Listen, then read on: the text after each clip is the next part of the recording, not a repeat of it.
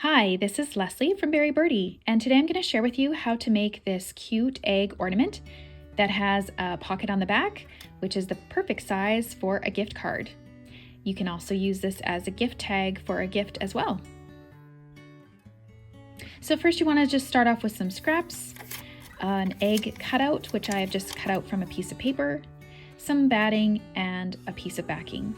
Now I've just traced on the egg shape just so that I know what needs to be covered with the fabric. And I'm just going to be using a Quilt As You Go technique, which you just start with one piece of fabric in the center, and then you sew on a strip with right sides facing. And you can use a 1/4 inch seam or a 1/8 inch seam. It doesn't really matter, just as long as you're stitching that piece on. Then you're going to want to stitch an alternate piece to the opposite side, and you can see that I'm stitching directly to the edge of the egg shape. Then you just continue in this manner, sewing the strips on top of each other.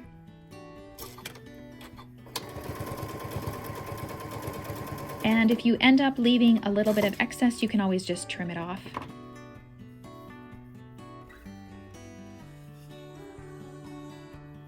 So just keep on sewing until you have filled the entire egg shape.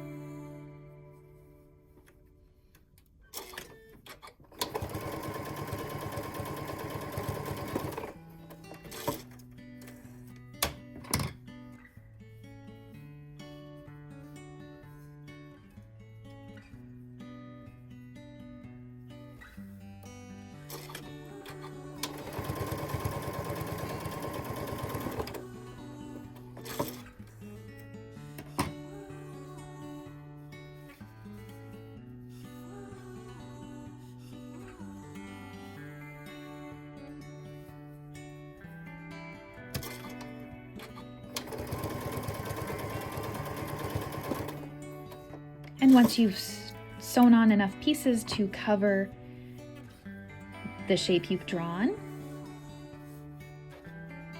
then you want to take a piece of fabric and a thin piece of batting and just fold it over the batting and center it on the back of your egg.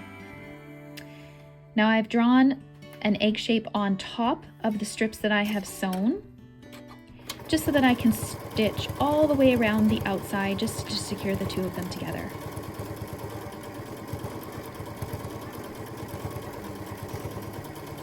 This makes it a little bit easier before you sew on the binding, just to keep those layers together.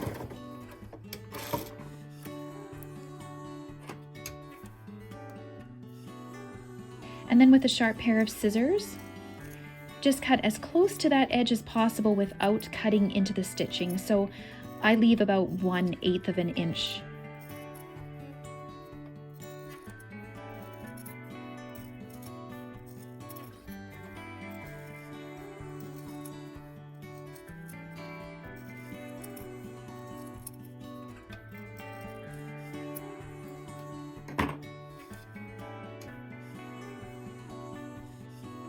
So first you want to start off with a piece of ribbon that is about 6 inches long, and just fold it in half and stitch it on the very top of your egg.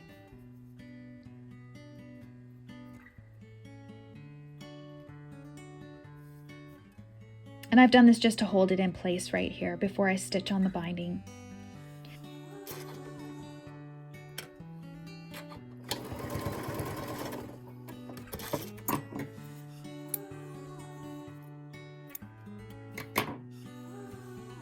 Then you're going to need a piece of binding that is cut on the bias, so cut on an angle, And my piece is 1 1/8 inch wide, and I believe it's about probably 20 inches long.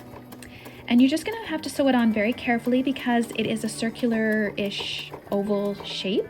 And so you can see that my fingers are gently guiding the binding in as I stitch. And you wanna do this just to make sure that the binding isn't pulling as you are stitching.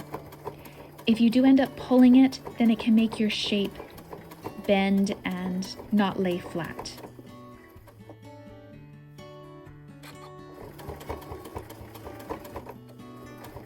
So just stitch it on quite slowly and carefully, just guiding it in as you go.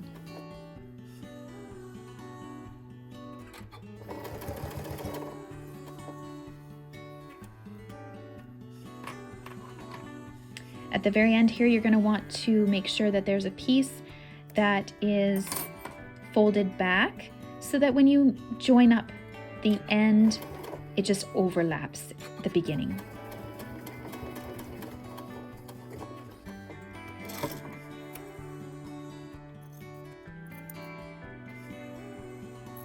Then just simply trim off any excess, fold the binding to the back,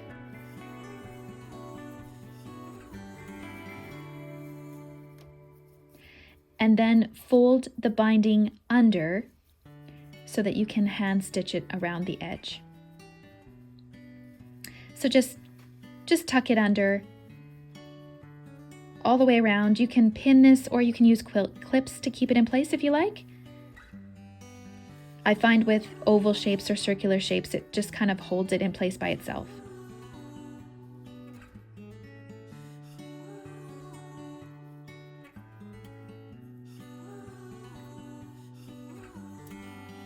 And then just with a single thread, just carefully stitch your binding down with some small stitches all the way around that edge to hold it down. And just be sure that you're just catching the edge of the binding. You don't need to make sure that they're very big. They could just be little stitches.